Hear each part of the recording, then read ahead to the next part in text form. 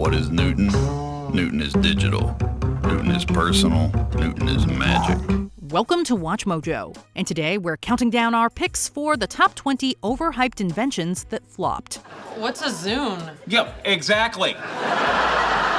For this list, we're looking at products that might have looked great on paper, but the execution just wasn't there, either in reality or in the minds of the customers. Which of these products do you think never got the love it deserved? Let us know in the comments. Number 20, Betamax. For those of you asking, what's Betamax? It's like VHS, but different. And while we do realize that many of you also have no clue what VHS is, it was huge. Before there was streaming, and before there was Blu-ray, and before DVDs, there were video cassette tapes. And beginning in the mid-70s, there were two main video cassette formats competing against each other, VHS and Betamax. While it could be argued that Beta was better quality, many factors, including price, led to VHS owning 60% of the North American market by 1980, and they just grew their dominance from there. Beta was never the alpha they'd hoped to be. Number 19, Microsoft Kin 1 and Kin 2. This one is a double failure of magnificent proportions. The 2010 Kin 1 and Kin 2 were phones designed by Microsoft aimed at the younger social network-loving generation. The problem, though, was that the younger generation didn't like them. In fact, pretty much no one did. So when her Facebook friend Questlove played an impromptu show in the park, Kendra knew about it right away. The Kin phones didn't have third-party apps or an app store, and the web browser on the devices didn't support Flash video, which back in 2010 was kind of a big deal. An even bigger deal was the lack of any instant messaging services, which for a social phone seems like a crazy omission. Microsoft worked on the Kin phones for 2 years and spent over $1 billion. And within 2 months, Verizon stopped selling them. Number 18, OAKLEY THUMP. We don't know about you, but two items we tend to lose the most are our sunglasses and our headphones. Well, back in 2004, OAKLEY gave us the opportunity to lose them both at the same time when they introduced their THUMP sunglasses with built-in headphones and MP3 player. The THUMPs were the first ever sunglasses to have an audio player built into them, and while it might sound cool, it certainly doesn't sound $400 to $500 cool, depending on if you wanted 128 megabytes or 256 megabytes. What if you wanted to take off your sunglasses but keep listening to your music? For that kind of money, we'd be sleeping in those things. Needless to say, they never really caught on. Number 17, Microsoft Bob. These days, even a 10-year-old could probably navigate a Windows home screen with their eyes closed. However, back in the mid-90s, it was all still pretty new and not as intuitive to many users.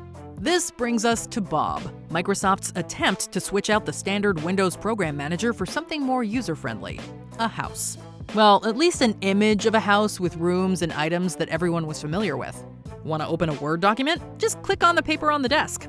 Can't figure something out? Let your cute virtual puppy help you.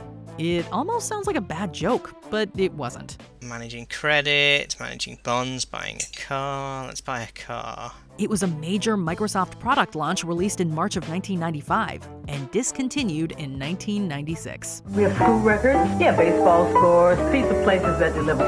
It may be chaos, but it's organized. Number 16, QCat. From posters to restaurant menus, we've all whipped out our phone to scan a QR code at one time or another and found it rather quick and useful. Well, back in 2000, before smartphones, the Digital Convergence Corporation had an idea for a barcode reader that users could use to scan URL barcodes found in various magazines, catalogs, etc. Again, sounds kind of useful, right? Wrong. You see, this QCat barcode reader had to be plugged into your computer, which means you had to have the item there with you. Just swipe the cat across a special Q code and watch the exact web page you want download right before your eyes. Not to mention the lengthy installation and registration process. To quote one reviewer, the device was, quote, not solving a problem. Gizmodo dubbed it the worst invention of the 2000s. Number 15, Microsoft Zune. Despite Apple's huge market share in the portable music player space with the iPod in the mid-2000s, some very smart people at Microsoft still believed they could be beat. So they spent lots of time and a whole lot of money coming up with the Zune. And if you were around in 2006, you probably remember it. Not because you bought one, unless you were Sheldon Cooper, but because Microsoft promoted it everywhere. I stood in front of a case of iPods and I bought a Zune. On the plus side, all that promotion made it the second best-selling PMP when it launched with 9% market share. However, iPod was still number one with 63%, and they never really got much closer than that. In the end, the Zune wasn't a bad product, it just wasn't an iPod. Number 14, Premier Smokeless Cigarettes. In the 80s, the R.J. Reynolds Tobacco Company didn't just see their industry lead fall to Philip Morris, but growing anti-smoking sentiment was a concern as well. So, in an attempt to provide a healthier option, they came up with the Premier brand of smokeless cigarettes. These definitely were not healthy, but they did reduce smoke and eliminated the inhalation of tar. The problem was they were hard to use and generally unpleasant to smoke. According to multiple testers in Japan, they tasted like bull. Except they didn't say bull. Well, of all the groups we tested, the response to Premier was just about uniform. They all said they tasted like shit. Even the company's CEO said they smelled, quote, like a fart. They were discontinued within a year, with total losses coming in between $800 million and $1 billion. Shit was the consensus, yes, sir. Number 13, HP TouchPad.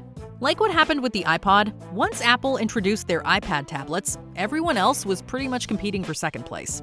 You might remember two of the biggest hyped competitors, HP and BlackBerry, and their respective touchpad and playbook devices. Or actually, you might not remember them because neither device, despite the big companies behind them, made much of an impact on consumers.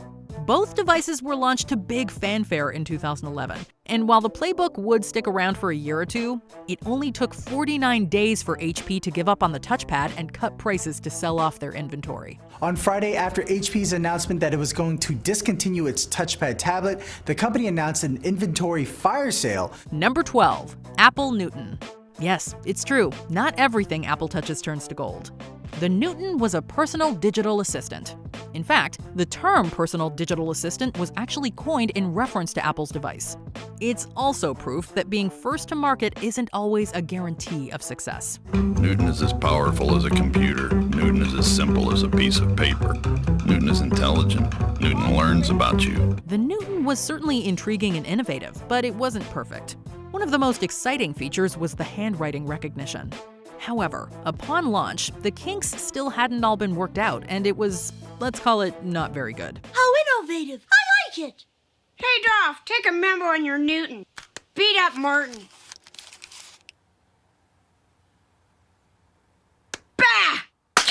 Then there was the high price tag that we've all come to expect from Apple products. The Newton was developed during the time when Steve Jobs had left the company. When he came back, he killed it.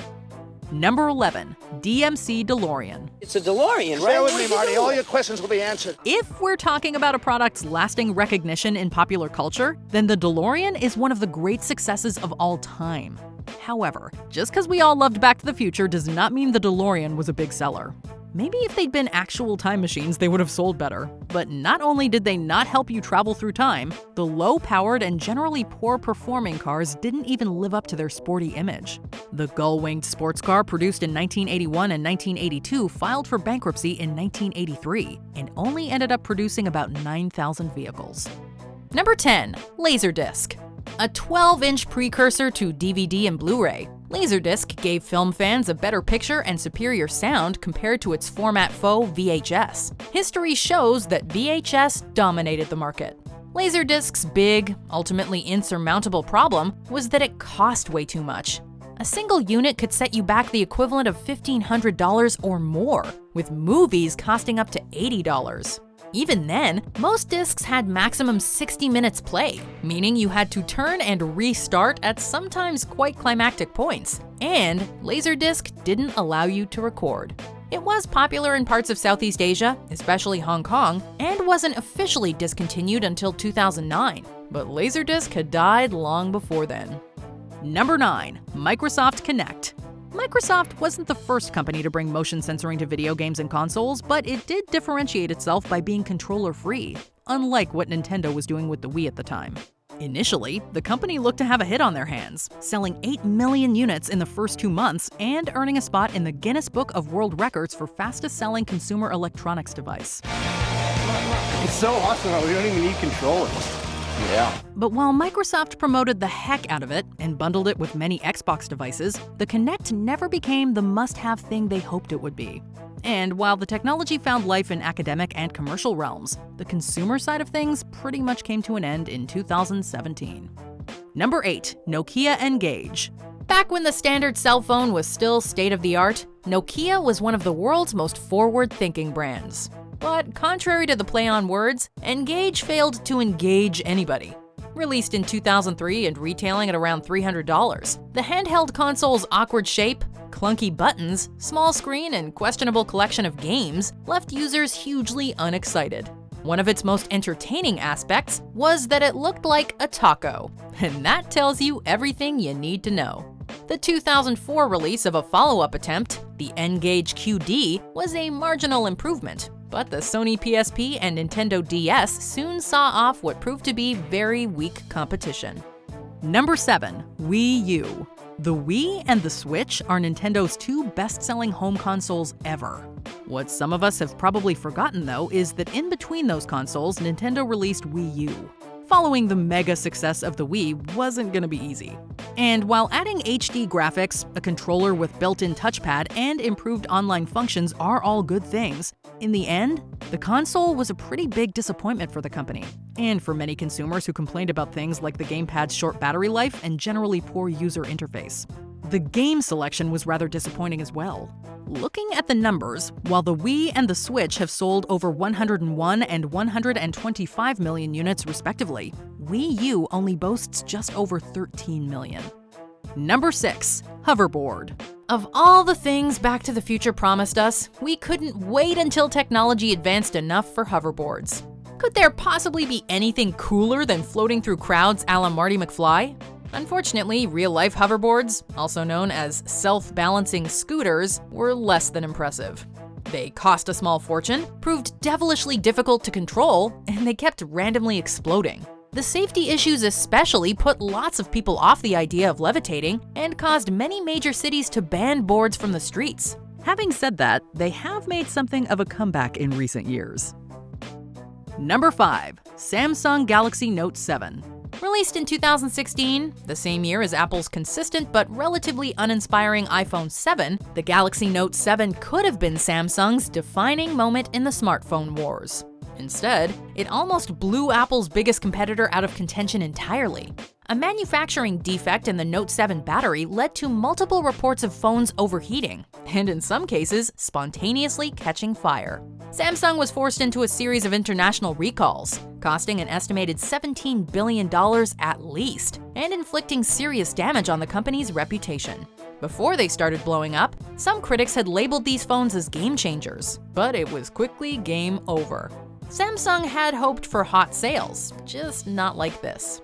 Number 4. SEGWAY. Conceived in 2001, some predicted SEGWAY would become the planet's favorite mode of transportation. But most buyers couldn't justify a cost of up to $7,000, given that there existed zero infrastructure for SEGWAY use, and confusion reigned over its legal limits. Some countries barred them from roads, others said no to sidewalks, and some banned them altogether. The hype quickly fizzled out, and SEGWAY turned from new age innovation to novelty item. Today, it's most famous for wiping out Usain Bolt, and for somewhat ironically but sadly causing the death of Jimmy Heselden, a British entrepreneur who in 2010, having recently bought the company, lost control of a SEGWAY prototype and fell from a cliff. Number 3. Windows Vista. Following the massively successful Windows XP, Vista set out to improve Microsoft's security, and it did. But everything else about the ill-fated operating system left users scratching their heads and/or pulling their hair out. Increased hardware requirements meant many PCs couldn't convert, despite Microsoft assurances that they could, while licensing issues and an avalanche of user prompts fed growing frustration. In 2009, when Windows 7 came to kill it off, optimistic analysts argued that Vista had been a success, acquiring 400 million users and becoming the second most widely used system on the net. The most popular OS, however, that'd be XP, retaining millions more who simply refused to upgrade. Number 2. 3D TV. Around the release of James Cameron's Avatar in 2009, 3D TV sparked another dimension of anticipation. After years of toying with the tech, it seemed we'd finally see our favorite films and programs convincingly pop out from flat screens. During the initial rush, soccer matches, golf tournaments, political events, beauty pageants, and major TV releases came with 3D capability. But buyers were never wholeheartedly convinced, and the advent of 4K screens and curved displays meant that 3D glasses seemed oddly outdated. By 2017, the likes of Samsung, Hisense, Sony, and LG had all dropped 3D tech. After a sensational rise, it was a spectacular fall. Before we continue, be sure to subscribe to our channel and ring the bell to get notified about our latest videos. You have the option to be notified for occasional videos or all of them. If you're on your phone, make sure you go into your settings and switch on notifications. Number 1. Google Glass. The inventive journey to Google Glass is reasonably easy to trace. From desktop to laptop to handheld computing, smartphones, and wearables, the eyes seem a logical next tech target. But when Google rolled out its revolutionary eyewear, the world blinked again, and gave a resounding no. A head-mounted optical display enabling you to capture photos and video from your own line of vision. There had been a huge buzz around Glass pre-launch, but safety and privacy concerns quickly dwarfed the supposed benefits of having social media within inches of your iris. Introduced in early 2013, by January 2015, Google had dropped the prototype, as the sci-fi specs just couldn't live up to eye-watering expectations. Did you enjoy this video? Check out these other clips from WatchMojo, and be sure to subscribe and ring the bell to be notified about our latest videos.